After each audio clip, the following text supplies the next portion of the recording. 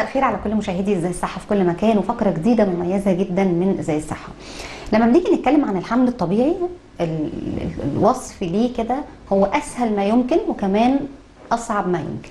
في حاجات كتير جدا في اي سيدات كتير وبنات كتير الحقيقه ما بيعلموش بيها وما عندهمش اي يعني فكر ليها. النهارده هنتكلم عن معلومات عامة عن جسم البنت وطبيعة جسم البنت. هنتكلم في تفاصيل كتير جدا، ولكن خلونا نرحب بضيفي الأستاذ الدكتور محمد المهدي، أستاذ مساعد أمراض النساء والتوليد وعلاج العقم كلية طب جامعة الإسكندرية، وأيضا استشاري الحقن المجاري وجراحات المناظير. أهلا بيك يا دكتور. أهلا وسهلا بحضرتك. أهلا بيك دكتور. لما نيجي نتكلم عن طبيعة جسم أي بنت الموضوع معقد جدا، ولكن لما نيجي نشرحه سبحان الله بيبقى الموضوع سهل ومبسط لكل السادة المشاهدين. تمام. إزاي حضرتك توصفه؟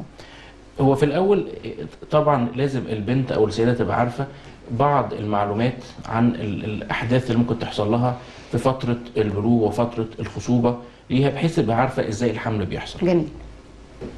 كل شهر بتنزل الدورة الشهرية أو بينزل كمية الدم اللي هو عبارة عن بطانة الرحم اللي بتتفرز كل شهر. الدورة الشهرية دي عبارة عن إيه؟ عبارة عن زي ما اتفقنا عبارة عن بطانة الرحم اللي بتبطن الرحم اللي بتكون مسؤولة عن الغرز للجنين فيما بعد، ودي اللي بيحصل فيها الحمل. الحكاية بتبتدأ إزاي؟ بتبتدي من أول لو بصينا على الشكل ده من أول المخ، من أول الغدة النخامية، وفي جزء كمان قبليها في المخ اللي هو بيفرز هرمون بينشط الغدة النخامية، وبالتالي الغدة النخامية بتفرز هرمون ينشط المبيض. جميل. المبيض هيتنشط، هيبدأ يكون بويضة، البويضة تبدأ تكبر بالتدريج يوميا في نمو للبويضة. كل بويضة بتكبر بتفرز هرمون اسمه الاستروجين. الاستروجين ده بيشتغل على بطانة الرحم، بيبدأ يعمل سمك في بطانة الرحم زي ما احنا شايفين في الرسم. البطانة الرحم كل ما البويضة بتكبر كل ما بطانة الرحم بيحصل لها سمك وبتزيد. ليه بتكبر؟ بتجهز نفسها للحدث اللي هو يحصل بعد كده اللي هو التبويض. وانس ان التبويض حصل ده بإشارة برضو من الغدة النخامية اللي جاية من المخ.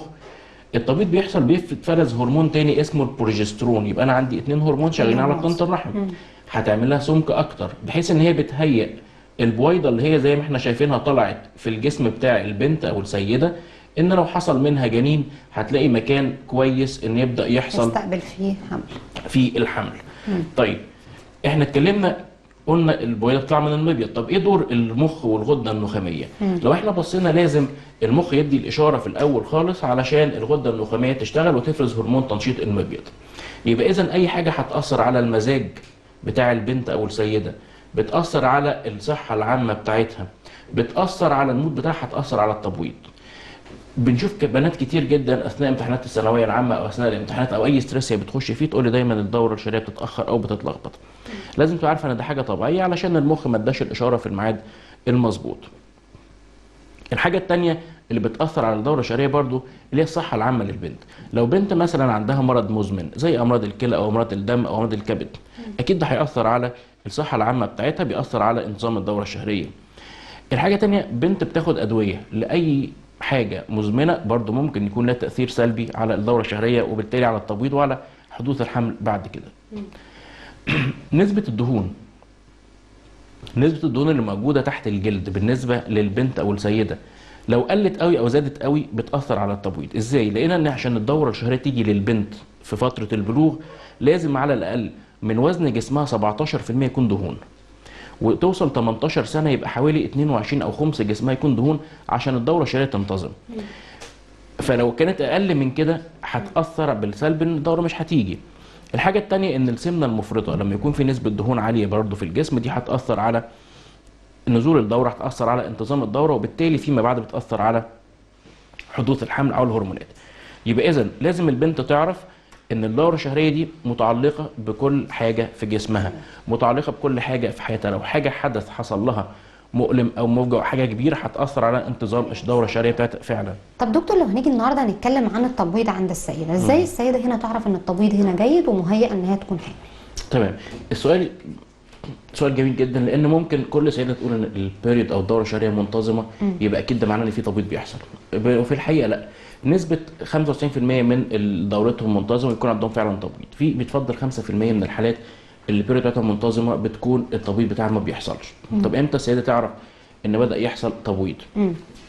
في الفترة اللي بيحصل فيها التبويض بيكون فيه زي ما احنا شايفين في الرسم هنا في هرمونات بتبدا تتغير، فدي بتاثر على درجه حراره الجسم، بتؤدي الى ارتفاع نص درجه في حراره الجسم. السيدة تحس في الفتره دي ان في ارتفاع في درجه حراره جسمها. جميل. الحاجه الثانيه ان زي ما احنا شايفين طنط الرحم بدات يحصل لها سمك زياده شويه، فدي بتسبب زياده في الافرازات اللي بتنزل، الافرازات المهبليه، فالزوجه بتكتشف ان الافرازات المهبليه بدات تزيد، بدات تبقى اخف شويه، ده سببها التبويض. الحاجه الثانيه ممكن تكون مصاحبه لالام في الجسم او الام في الثدي. طيب التبويض حصل تمام، بيجي بعديه بالظبط بفتره 14 يوم لو ما حصلش حمل بتنزل الدورة الشهرية. أما لو حصل حمل بيكمل الجسم الأصفر بيبدأ يغذي بطانة الرحم، والحمل بيكمل مفيش دورة شهرية. جميل. يبقى إذن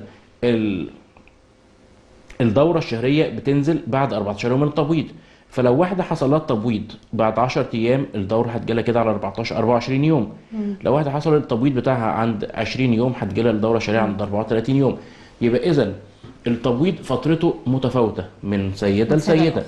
غير المعروف من الناس ان فترة التبويض هي فترة ثابتة عند اليوم ال14، لا احنا بنقول فترة التبويض هي ثابتة عند اليوم ال14 للسيدة اللي دورتها بتيجي كل 28 يوم، دورتها منتظمة. جميل جدا. لما بنيجي نتكلم يا دكتور عن تأخر إنجاب بيبقى في أسباب كتير جدا بتعيق أي سيدة عن تأخر إنجاب، ومن أهم الأسباب اللي برضو بتغيب عن ناس كتير جدا هي انسداد قنوات فالوب.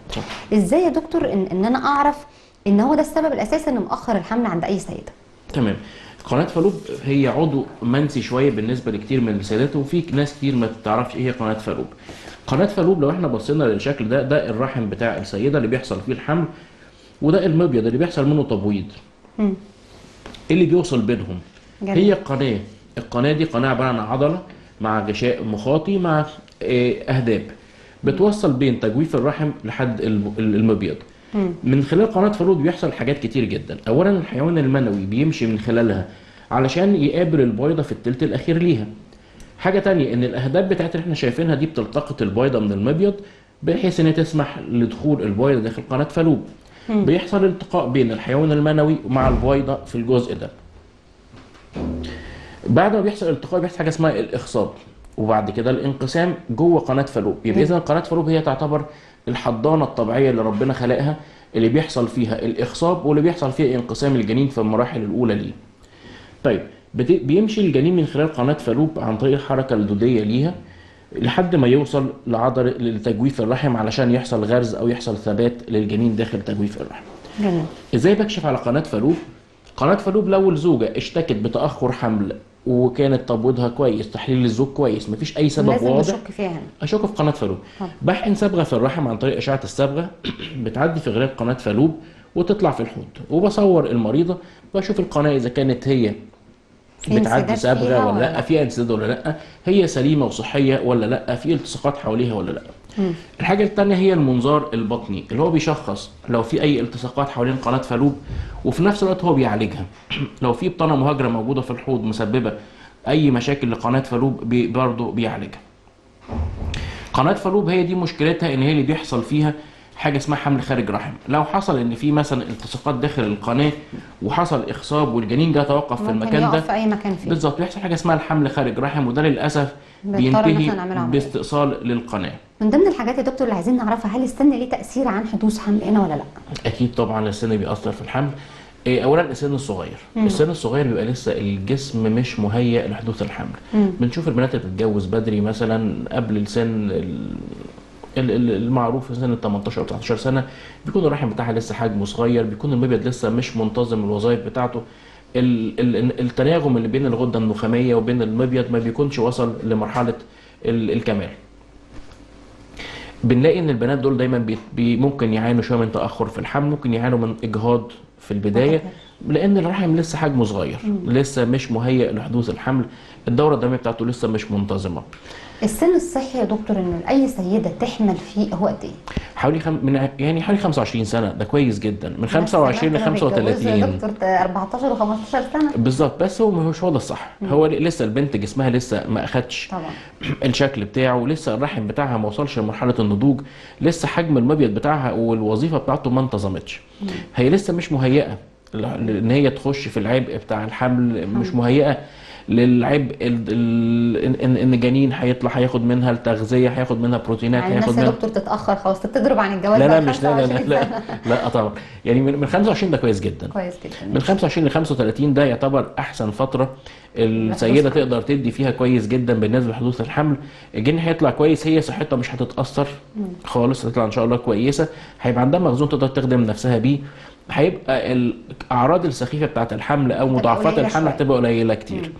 لو جينا بصينا على النقيض، الحمل في السن المتقدمه شويه وللاسف بدأ يكتر عندنا دلوقتي لتاخر سن الزواج، بدأنا نشوف حمل في سن ال40 وسن 43 برضو نتيجة الزيادة في التقنيات يبقى في الحديثة تعب طبعاً للحقن شوية. المجهري. بدأنا ان احنا نسهل فرص الحمل للسيدات عند بقى يخدم طبعا 45. السيدات الكبيره في السن اكيد. كويس جدا ان بيحصل حمل، بس برضو على الجزء الثاني هو في مشكله ان بيتعب الحمل الست. ده بيكون فيه مضاعفات كتير. لو احنا جينا بصينا عن المضاعفات العامه بالنسبه للسيده اللي فوق 40، اولا هي الجسم مهيئ او معرض لحدوث ارتفاع في ضغط الدم وارتفاع في مرض او وجود مرض السكر المصاحب للحمل. فاذا اي سيده حامل بعد سن ال40 لازم تبقى مركزه كويس في متابعه الحمل، لازم تتابع حمل بصفه منتظمه، كل مره بتعمل تحليل تطمن ان مفيش بوادر سكر الحمل، لازم تقيس ضغطها بانتظام، بتشوف وزنها ان هو ما بيزيدش بصوره مفرطه عشان ما يكونش مصاحب لارتفاع ضغط الدم. لو جينا بصينا للجزء الشق الثاني، الجسم لازم اعوض فيه الفيتامينز او الكالسيوم بنسبه كويسه عشان ما تخشش في هشاشه عظام وتبدا تشتكي من تساقط الشعر، تساقط الاسنان بعد حاجه تبقى الولاده. هنا على السن الكبير لما بيحصل له حمل عند رعايه السيدة، مختلفه شويه، بيبقى ليه فيتامينز معينه عشان تعوض كل اللي ممكن هي تفقده. بالظبط، لازم ليها مخزون كويس. الحاجه الثانيه لو جيت بصيت بقى على نقطه سبيسيفيك اكتر بقى على الجنين، الجنين بعد سن 37 سنه بنسبه حدوث الطفرات الوراثيه او الامراض الوراثيه بتبدا تزيد، بتزيد بصوره اعلى شويه بعد 40، بتزيد بصوره يعني بعد شرسه بعد 43 سنه. فلازم زي ايه الامراض الوراثيه يا دكتور؟ زي المتلازمات مثلا، المتلازمات زي مثلا متلازمه داون او متلازمه البلاه المغولي او معظم الامراض الوراثيه الاخرى اللي ممكن تاثر على الكروموزومات او تاثر على شكل بس مش اللي هي الامراض البسيطه زي السكر والضغط لا والكلام لا يعني لا مش لا, لا, الكلام لا ده. الحاجات الكبيره. فلازم مهم جدا زي ما بتابع الحمل للام لازم اتابع للجنين. فبيتعمل تحاليل في الجزء الاول من الحمل عند الاسبوع ال11، بيتقاس سمك الرقبه، جلد الرقبه للجنين، بحيث ان انا عارف هل هو دي بتبقى هي اسمها التحاليل اللي هي تشوهات الاطفال. بالظبط، هل هو عنده احتمالات ظهور امراض وراثيه ولا لا. عند 22 اسبوع من الحمل اتعمل فورمال 4 دي اللي هو او متابعه سونار دقيق لتشوهات الاجنه، بيبين هل في اي مشكله بالنسبه للجنين او لا.